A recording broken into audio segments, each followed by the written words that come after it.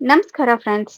ಇವತ್ತು ನಾವು ಭೇಟಿ ನೀಡ್ತಾ ಇರುವಂತ ದೇವಸ್ಥಾನ ಯಾವ್ದಪ್ಪ ಅಂತಂದ್ರೆ ಮಂಗಳೂರಿನ ಪ್ರಸಿದ್ಧ ಹಾಗೂ ಪುರಾತನ ಕ್ಷೇತ್ರವಾದ ಕದ್ರಿ ಶ್ರೀ ಮಂಜುನಾಥನ ದೇವಸ್ಥಾನ.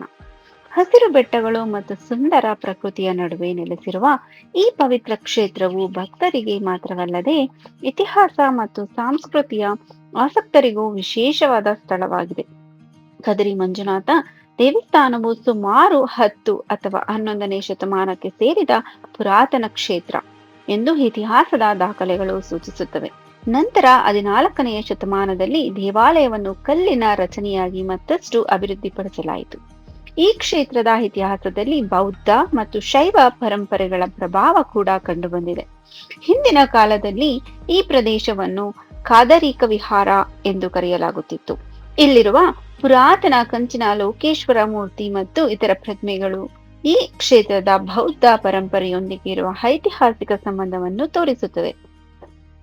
ಇನ್ನು ಪೌರಾಣಿಕ ನಂಬಿಕೆಯ ಪ್ರಕಾರ ಪರಶುರಾಮರು ಸಮುದ್ರದಿಂದ ಭೂಮಿಯನ್ನು ಸೃಷ್ಟಿಸಿ ಕದ್ರಿಯ ಕದಲೀವನದಲ್ಲಿ ಶಿವನನ್ನು ಆರಾಧಿಸಿದರು ಎಂದು ಹೇಳಲಾಗುತ್ತದೆ. ಅವರ ತಪಸ್ಸಿಗೆ ಮೆಚ್ಚಿದ ಶಿವನು ಮಂಜುನಾಥ ಸ್ವರೂಪದಲ್ಲಿ ಇಲ್ಲಿ ನೆಲೆಸಿದರೆಂಬ ನಂಬಿಕೆ ಇದೆ. ಕದ್ರಿ ಕ್ಷೇತ್ರದಲ್ಲಿ ನಾಥ ಪರಂಪರೆಯ ಪ್ರಭಾವವು ಬಹಳ ಮಹತ್ವವಾಗಿದೆ. ಮತ್ಸ್ಯೇಂದ್ರನಾಥ ಮತ್ತು ಗೋರಕ್ಷನಾಥರಂತಹ ನಾಥ ಯೋಗಿಗಳ ಪರಂಪರೆಯೊಂದಿಗೆ ಈ ಕ್ಷೇತ್ರದ ಇತಿಹಾಸ ಬೆರೆಸಿಕೊಂಡಿದೆ. ಈ ದೇವಾಲಯ ಮತ್ತೊಂದು ವಿಶೇಷತೆ ಎಂದರೆ ಇಲ್ಲಿರುವ ನೈಸರ್ಗಿಕ ಜಲಧಾರೆಗಳು ಮತ್ತು ಪವಿತ್ರ ತೀರ್ಥಗಳು. ದೇವಾಲಯದ ಸುತ್ತಲಿನ ಪುರಾತನ ಗುಹೆಗಳು, ಸಾಮಾನ್ಯವಾಗಿ ಪಾಂಡವರ ಗುಹೆಗಳು ಎಂದು ಕರೆಯಲ್ಪಡುವ ಸ್ಥಳಗಳು ಕೂಡ ಪ್ರವಾಸಿಗರ ಗಮನ ಸೆಳೆಯುತ್ತವೆ.